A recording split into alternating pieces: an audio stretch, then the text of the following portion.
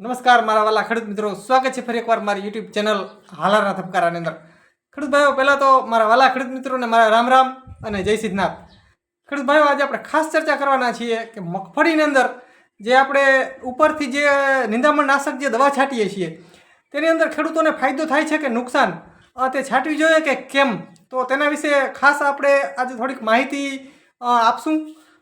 મિત્રો, ચેનલની અંદર તમે નવા હો અને હજી સુધી જો આપણી ચેનલ તમે સબસ્ક્રાઈબ ન કરી હોય તો ખાસ આપણી ચેનલ સબસ્ક્રાઈબ કરી નાખજો અને આપણા વાલા ખેડૂત મિત્રોને વિડીયોને લાઇક કરી અને વાલા ખેડૂત મિત્રોને ખાસ વિડીયો શેર કરી નાખજો।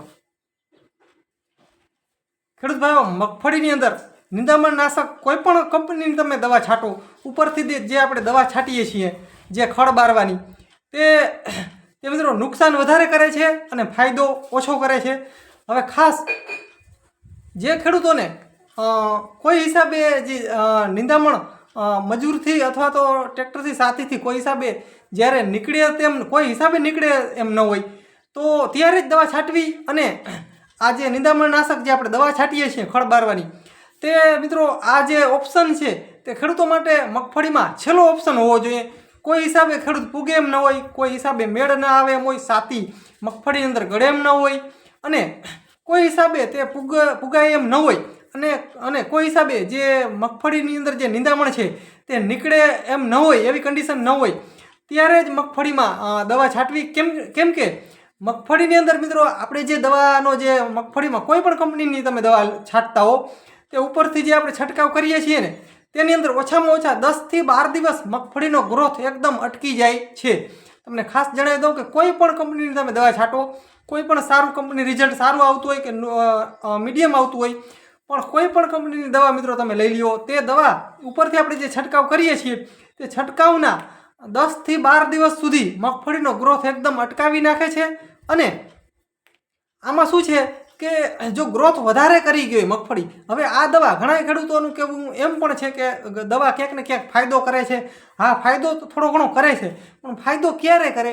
તમારી જે મગફળી છે તેનો ગ્રોથ એકદમ જોરદાર છે, સારો ગ્રોથ છે, અને આપણે ઉપરથી દવા છાંટીએ તો તેનો ગ્રોથ રોકાય અને 10-12 દી રોકાય તો તેમાં બહુ નુકસાની આવતી નથી, કેમ કે ગ્રોથ વધારે પ્રમાણમાં છે એટલે નુકસાની નથી આવતી, તે ફરી રિકવર થઈ જાય છે। પણ ગ્રોથ મીડિયમ હોય મગફળીનો અને નિંદામણ નાશક દવા આપણે ઉપરથી છાંટીએ ત્યારે ક્યાંક ને ક્યાંક નુકસાન કરે છે અને તેનો ગ્રોથ જે છે તે અટકી જાય છે।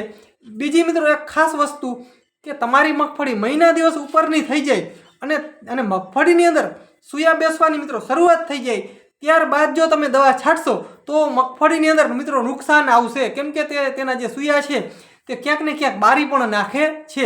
એટલે ખાસ જે ખેડૂતોએ કોઈ હિસાબે પુગાય એમ ન હોય, મજૂરમાં પણ કોઈ હિસાબે ન પુગાય, તો છેલ્લું પગલું હોવું જોઈએ કે આપણે મગફળીની અંદર દવા છાંટવાની જે આપણે જે છાંટતા હોઈએ છીએ તે અંતિમ હોવું જોઈએ, છેલ્લો ઉપાય હોવો જોઈએ। કોઈ હિસાબે આપણે પુગાય નહીં ત્યારે જ દવા છાંટવી જોઈએ, કેમ કે આ જે દવા આપણે જે છાંટીએ છીએ તે ક્યાંક ને ક્યાંક મગફળીની અંદર ઘણું એવું નુકસાન પણ કરે છે।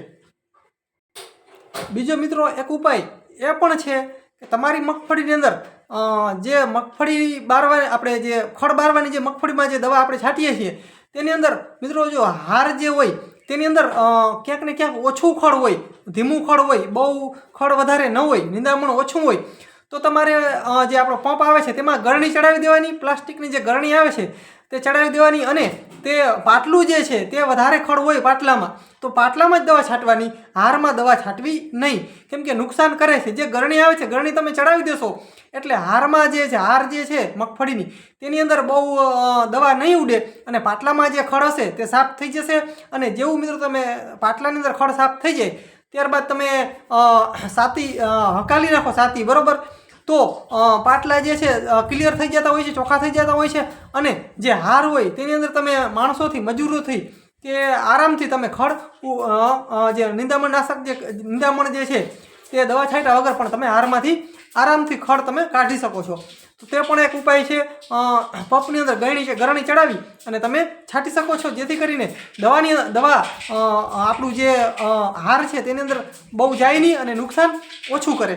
તો જે ખેડૂતો મગફળીની અંદર આવી રીતના કરી રહ્યા છે તે ખેડૂતોને ખાસ મારી ભલામણ છે કે હા, તમારે જે શેઢો છે ને, શેઢાની અંદર તમે દવા છાંટો. તેની અંદર કેમ કે આપણે ગમે એટલું નિંદામણ આપણે કાઢીએ તો પણ તે નીકળતું હોતું નથી, તે ફરી વખત થઈ જતું હોય છે. એટલે જે શેઢો છે તેની અંદર તમે દવા છાંટો તો વાંધો નથી, પણ વચ્ચે આપણે જ્યારે કોઈ હિસાબે આપણે પૂગી નહીં ત્યારે જ છાંટવાની. અને મિત્રો મહિનો દિવસ ઉપરની મગફળી થઈ જાય ત્યારે બહુ છાંટવાની કોશિશ કરવી નહીં, કેમ કે ક્યાંક ને ક્યાંક સૂયા પણ બળે છે, ફૂલ પણ બળે છે અને નુકસાની આવે છે.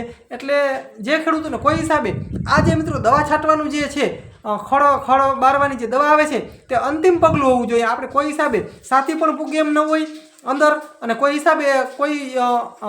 હિસાબે મેળ ન આવે ત્યારે જ આપણે આ જે આપણે દવા છાંટીએ છીએ તે લાસ્ટ પગલું હોવું જોઈએ. કેમ કે ક્યાંક ને ક્યાંક જે આ છે તે નુકસાન કરે છે, અને આપણે જે મિત્રો હાર હોય છે તેની અંદર જે ઉપરથી મગફળી જે છે, ઉપરના પાંદડા જે આવે છે, વલ આવે છે, તે પણ બરે છે.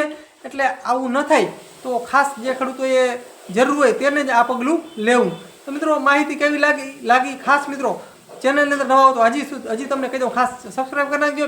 અને મિત્રો આ ખાસ ઓલ બેલ આઇકન ઘંટડીનું જે નિશાન છે તે તો બહુનું ભૂલશો નહીં. મિત્રો બસ જય સિદ્ધનાથ મહાદેવ. મિત્રો મળીએ આગલા વિડીયોમાં. ત્યાં સુધી રજા આપશે.